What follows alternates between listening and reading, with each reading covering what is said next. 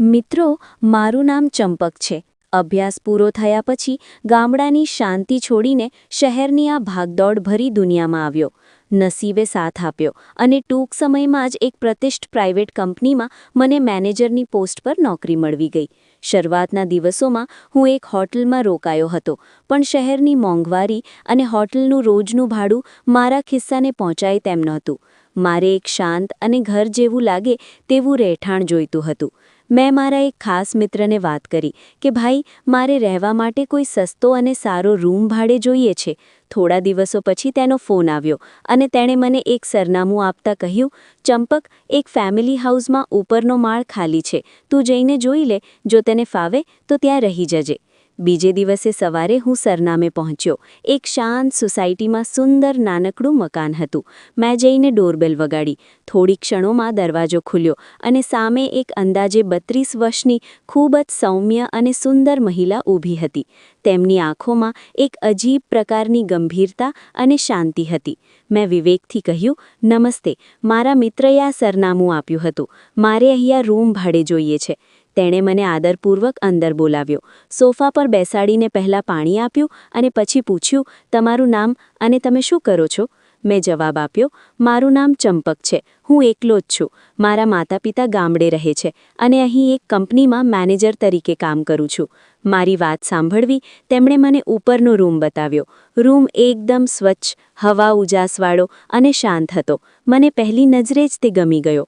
જ્યારે મેં ભાડા વિશે પૂછ્યું ત્યારે તેમણે કહ્યું, મહિનાના 3000 રૂપિયા થશે, પણ મારી એક શરત છે. અહીંયા કોઈ પ્રકારની મોડી રાતની પાર્ટી કે અવાજ થવો જોઈએ નહીં, કારણ કે મને એ બધું પસંદ નથી. મેં તેમની શરત સ્વીકારી લીધી, કારણ કે હું પોતે પણ શાંતિપ્રિય માણસ હતો.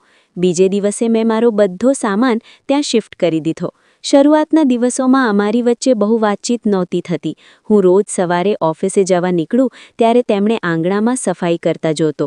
તેમની સાથે એક નાની પરી જેવી 3 વર્ષની દીકરી રમતી હોય તે ખૂબ જ પ્યારી હતી. તેને જોતાં જ આખા દિવસનો થાક ઉતરી જાય. હજી સુધી હું તે મહિલાનું નામ પણ જાણતો નહોતો. એક રવિવારની રજા હતી. સવારનો સમય હતો અને વાતાવરણ એકદમ ખુશનુમાન હતું. અચાનક તેમણે મને નીચે બોલાવ્યો અને કહ્યું, ચંપક, જો નવરા હોવ તો ચા પીવા આવો. હું નીચે ગયો. ચા પીતા પીતા મેં હિંમત કરીને પૂછ્યું, તમારું નામ જાણી શકું? તેમને હવું સ્મિત આપીને કહ્યું, મારું નામ માધવી છે અને આ મારી દીકરી પૂર્વા. વાતોના વહેણમાં તેમણે જણાવ્યું કે તેઓ વિધવા છે.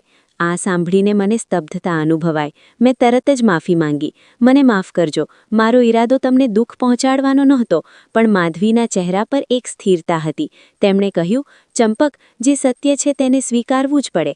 મારા પતિ સતીશ એક એન્જિનિયર હતા. આ ઘર તેમણે જ બનાવ્યું હતું, પણ એક દિવસ ઓફિસમાં કામ કરતાં કરતાં અચાનક હાર્ટ એટેક આવ્યો અને બધું જ વિખરાઈ ગયું. તેની વાત સાંભળીને મારું દિલ ભરાઈ આવ્યું. ધીમે ધીમે સમય પસાર થવા લાગ્યો. અમારી મુલાકાતો વધવા લાગી. માધવી રોજ મારા માટે જમવાનું બનાવતી. તેમના હાથની રસોઈમાં એક અદ્ભુત સ્વાદ અને મમતા હતી. પૂર્વા પણ હવે મારી સાથે હળીમળી ગઈ હતી. હું ઓફિસેથી આવું એટલે દોડીને મને વળગી પડતી. મને પણ એવું લાગવા માંડ્યું હતું કે આ મારું પોતાનું ઘર છે. પણ એક દિવસ આ શાંતિમાં વિઘ્ન આવ્યું. માધવી ઉપર મને જમવાનું આપવા આવી રહી હતી અને અચાનક સીડી પરથી તેનો પગ લપસ્યો. તેના જોરદાર પડવાનો અવાજ સાંભળીને હું દોડીને બહાર આવ્યો. માધવી નીચે પડી હતી અને તેના પગમાંથી અસહ્ય વેદના થઈ રહી હતી. તે ચાલી પણ શકે તેવી હાલતમાં નહોતી. મેં જરા પણ વિલંબ કર્યા વગર રિક્ષા બોલાવી અને તેને હોસ્પિટલ લઈ ગયો. ડોક્ટરે તપાસ કરીને કહ્યું કે પગમાં ગંભીર ફ્રેક્ચર છે, પ્લાસ્ટર આવશે અને ઓછામાં ઓછા 45 દિવસનો સંપૂર્ણ આરામ જોઈશે. ઘરે પાછા આવ્યા પછી ખરી કસોટી શરૂ થઈ. માધવી પથારીવશ હતી અને પૂર્વા હજી બહુ નાની હતી. મેં નક્કી કર્યું કે હવે આ ઘરની જવાબદારી હું ઉપાડીશ.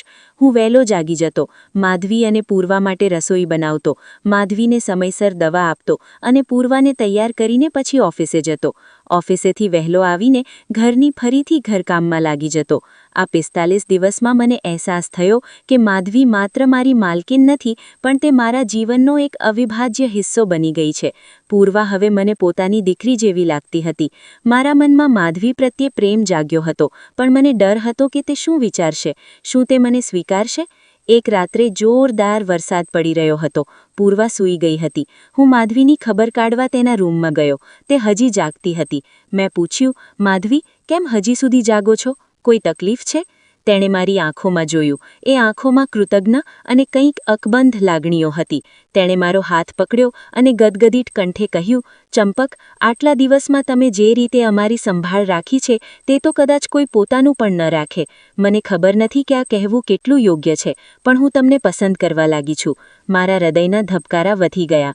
મેં પણ તેનો હાથ દબાવીને કહ્યું, માધવી, હું પણ આ જ કહેવા માંગતો હતો, પણ મને ડર હતો કે હું તમને દુઃખ ન પહોંચાડું.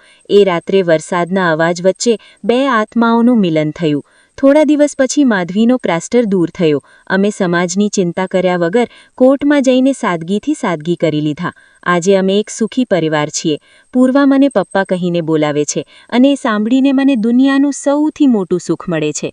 મિત્રો, આ વાર્તા આપણને એ શીખવે છે કે માનવતા અને પ્રેમ કોઈ પણ બંધન કે ભૂતકાળના ઓછાયાનો મોહતાજ નથી.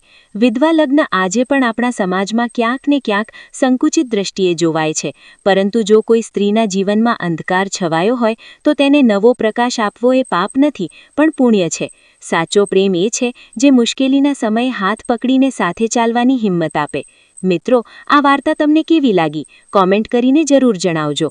મિત્રો, વાર્તામાં આવેલા નામ, પાત્ર અને ઘટના ફક્ત કાલ્પનિક હતા. તેનો કોઈ પણ વ્યક્તિ, જાતિ કે ધર્મ સાથે સંબંધ નથી. આ વાર્તા ફક્ત મનોરંજન અને શૈક્ષણિક ઉદ્દેશ્યથી બનાવવામાં આવી હતી. તેને અન્યથા ન જોશો. ફરી મળીશું નવી વાર્તામાં. ત્યાં સુધી આવજો.